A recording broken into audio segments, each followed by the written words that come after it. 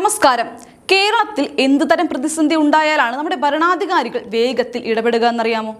കർഷകർ വിളനാശം വന്ന് കടക്കെണിയിലായി ആത്മഹത്യ ചെയ്യുമ്പോഴോ, യുവാക്കൾക്ക് ജോലിയില്ലാതെ തെരുവിൽ സമരം ചെയ്യേണ്ടി വരുമ്പോഴോ, അതോ KSRTC ജീവനക്കാർക്ക് മാസാവസാനം ശമ്പളവും പെൻഷനുമില്ലാതെ കുടുംബം പട്ടിണി കിടക്കേണ്ടി വരുമ്പോഴോ ഒന്നും കാണാത്ത ഒരു അത്ഭുതകരമായ മന്ത്രിതല ഇടപെടൽ ഇതാ ഒരു പ്രത്യേക കാര്യത്തിന് വേണ്ടി മാത്രം കേരളക്കര ലൈവായി കണ്ടിരിക്കുകയാണ്.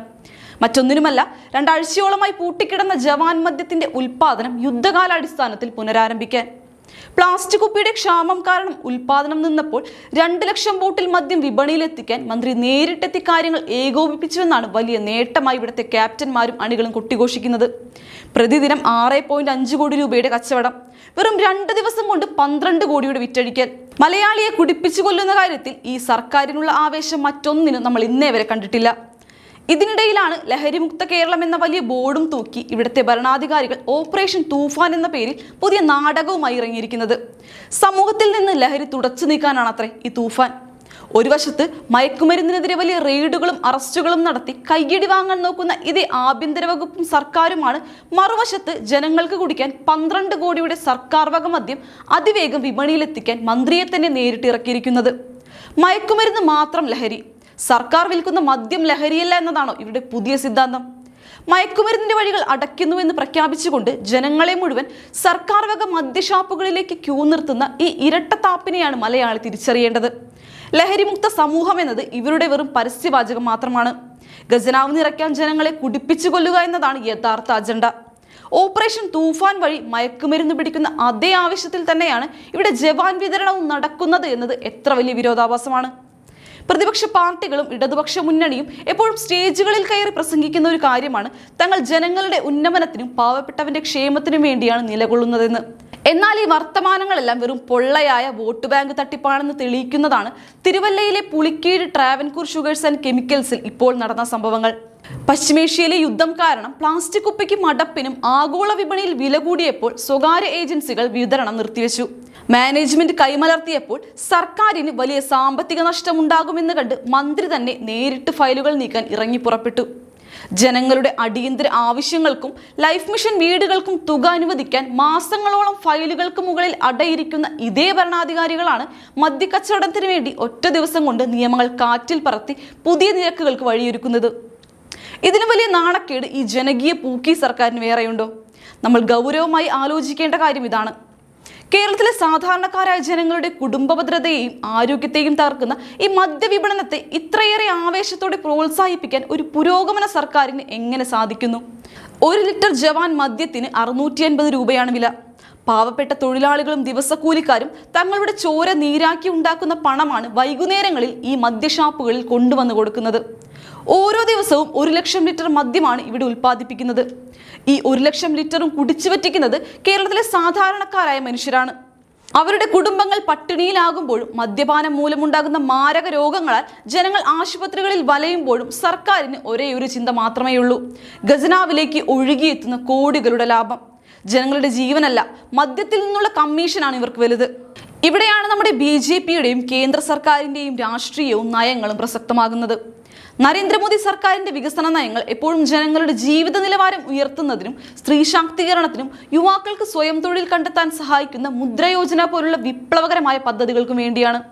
ഭാരതത്തിന്റെ വിവിധ സംസ്ഥാനങ്ങളിൽ BJP ഭരിക്കുമ്പോൾ അവിടെയെല്ലാം ഡിജിറ്റൽ വിപ്ലവത്തിലൂടെയും ഇൻഫ്രാസ്ട്രക്ചർ വികസനത്തിലൂടെയും പുത്തൻ തൊഴിലവസരങ്ങൾ സൃഷ്ടിക്കാനാണ് ഭരണകൂടങ്ങൾ അഹോരാത്രം ശ്രമിക്കുന്നത്. എന്നാൽ കേരളത്തിലോ? ഇവിടെ പുതിയ വ്യവസായങ്ങൾ വരാൻ സമ്മതിക്കുമോ? അതില്ല. വരുന്ന വ്യവസായികളെ കൊടികുത്തിയും നോക്കുകൂലി ചോദിച്ചും യൂണിയൻ കളിച്ചോടിക്കും. യുവാക്കൾക്ക് ഇവിടെ ജീവിക്കാൻ വഴിയില്ലാത്തത് കൊണ്ട് അവർ കൂട്ടത്തോടെ യൂറോപ്പിലേക്കും ഗൾഫ് നാടുകളിലേക്ക് പലായനം ചെയ്യുന്നു. ഒടുവിൽ ഈ സംസ്ഥാനത്ത് അവശേഷിക്കുന്ന സാധാരണക്കാരെ കുടിപ്പിച്ച് നശിപ്പിച്ച് ആ പണം കൊണ്ട് വലിയ ആഡംബര ഭരണവും പരസ്യങ്ങളും മുന്നോട്ട് കൊണ്ടുപോകുന്ന ഈ ദയനീയ അവസ്ഥയിലേക്കാണ് ഇവിടുത്തെ പരമ്പരാഗത മുന്നണികൾ കേരളത്തെ എത്തിച്ചിരിക്കുന്നത്. സ്വകാര്യ ഏജൻസികളുമായി 2027 ഏപ്രിൽ വരെ കൃത്യമായ കരാറുണ്ടായിട്ടും അവർക്ക് കുപ്പിയുടെ വില കൂട്ടി നൽകാൻ സർക്കാർ കാണിച്ച തിടുക്കം വലിയ അഴിമതി ദുരൂഹതകളും ഉയർത്തുന്നുണ്ട്. സാധാരണ വികസന പ്രവർത്തനങ്ങളുടെ കരാറുകാർക്ക് പണം കൊടുക്കാൻ ഖജനാവിൽ പണമില്ലെന്ന് പറയുന്നവരാണ് മദ്യ ഉൽപാദനത്തിന് വേണ്ടി പ്രത്യേക താല്പര്യമെടുത്ത് ഫണ്ട് അനുവദിക്കുന്നത്. ഈ ഇരട്ടത്താപ്പ് കേരളത്തിലെ പ്രബുദ്ധരായ ജനങ്ങൾ തിരിച്ചറിയേണ്ടതുണ്ട്. ഒരു വശത്ത് മദ്യവർജനത്തെക്കുറിച്ച് സ്കൂളുകളിൽ വലിയ ക്ലാസുകൾ എടുക്കുകയും ലക്ഷ്യങ്ങൾ പൊടിച്ച് നവോത്ഥാന പ്രസംഗങ്ങൾ നടത്തുകയും ചെയ്യുക, മറുവശത്ത് ജവാൻ റെഡിയാണ് എന്ന് പരസ്യമായി കാണിച്ച് ജനങ്ങളെ മദ്യപിക്കാൻ പ്രേരിപ്പിക്കുക. എങ്ങനെയുണ്ട് ഇവരുടെ പുരോഗമന രാഷ്ട്രീയവും ഇരട്ടത്താപ്പും? ഇതൊരു വഞ്ചനയല്ലേ? കേരളം ഇന്ന് കടക്കെണിയിൽ പൂർണ്ണമായി മുങ്ങി നിൽക്കുകയാണ്. ജനിച്ചു വീഴുന്ന ഓരോ കുഞ്ഞിന്റെ തലയ്ക്ക് മേലെ കടം കെട്ടിവെച്ചാണ് പിണറായിയും കൂട്ടനും പടിയിറങ്ങിയത്. അപ്പോഴിതാ അടുത്തത്. ശമ്പളവും പെൻഷനും കൊടുക്കാൻ പോലും കേന്ദ്രം പണം തരുന്നില്ലെന്ന് വ്യാജമായി പ്രചരിപ്പിച്ച് സുപ്രീം കോടതി വരെ പോയി നാണം കെട്ടവരാണ് ഇവിടുത്തെ ഭരണാധികാരികൾ. എന്നാൽ സ്വന്തം കാലിൽ നിൽക്കാൻ പാകത്തിൽ കേരളത്തിൽ എന്തെങ്കിലും ഒരു ഉൽപാദന മേഖലയോ IT ഹബ്ബോ വളർത്തിയെടുക്കാൻ ഇവർക്ക് കഴിഞ്ഞിട്ടുണ്ടോ? ഇല്ല. കാരണം ഇവരുടെ ഒരേ ഒരു സ്ഥിരവരുമാന മാർഗം ഈ മദ്യക്കമ്പനികൾ മാത്രമാണ്. മദ്യപാനം മൂലം തകരുന്ന കുടുംബങ്ങൾ, അനാഥരാകുന്ന കുട്ടികൾ, സംസ്ഥാനത്ത് ദിനംപ്രതി കൂടിക്കൊണ്ടിരിക്കുന്ന അതിക്രമങ്ങൾ, ഇതിനൊന്നും ഇവിടുത്തെ ഭരണകൂടത്തിന് കൃത്യമായ മറുപടിയില്ല. സംസ്ഥാനത്തിന്റെ വിവിധ ഭാഗങ്ങളിൽ റോഡുകൾ കുഴിയായി കിടക്കുന്നു. വികസന പദ്ധതികളെല്ലാം പാതി വഴിയിൽ നിലച്ചിരിക്കുന്നു. കൃഷിക്ക് ആവശ്യമായ സബ്സിഡി നൽകാൻ പോലും പണമില്ല. പക്ഷെ മദ്യക്കമ്പനികൾക്ക് സൗകര്യമൊരുക്കാൻ മന്ത്രി നേരിട്ടെത്തും. പാവപ്പെട്ടവന്റെ കണ്ണീരൊപ്പാൻ സമയമില്ലാത്ത മന്ത്രിമാർ മദ്യമുതലാളിമാരുടെ ലാഭം ഉറപ്പാക്കാൻ ഫയലുകൾ അതിവേഗം ഒപ്പിടുന്നു. ഈ ജനദ്രോഹ നടപടികൾക്കെതിരെ ശക്തമായ പ്രതികരണങ്ങൾ ഉയർന്നു വരേണ്ടതുണ്ട്. കമ്മീഷൻ രാഷ്ട്രീയത്തിന് വേണ്ടി സംസ്ഥാനത്തെ വലിയൊരു ദുരന്തത്തിലേക്ക് തള്ളിവിടുന്ന ഭരണാധികാരികളെ ജനങ്ങൾ തിരിച്ചറിയണം. ഇവിടുത്തെ യുവതലമുറ മദ്യത്തിന് അടിമകളായി മാറുമ്പോൾ മറ്റ് സംസ്ഥാനങ്ങൾ സാങ്കേതിക വിദ്യയിലും അടിസ്ഥാന സൗകര്യങ്ങളിലും ബഹുദൂരം മുന്നോട്ട് പോവുകയാണ്. മദ്യശാലകൾക്ക് മുന്നിലെ നീണ്ട ക്യൂ ആണ് കേരളത്തിന്റെ പുരോഗതിയെങ്കിൽ ആ പുരോഗതി നമുക്ക് വേണ്ട എന്ന് പറയാൻ മലയാളികൾ തയ്യാറാകണം. അടിസ്ഥാന വികസനങ്ങളായ മികച്ച റോഡുകൾ, കുടിവെള്ളം, മികച്ച ആശുപത്രികൾ എന്നിവ നൽകുന്നതിൽ പരാജയപ്പെട്ട ഈ ഭരണകൂടം മദ്യവിതരണം മുടങ്ങാതിരിക്കാൻ കാണിക്കുന്ന ഈ ജാഗ്രത ജനം കാണുന്നുണ്ട്.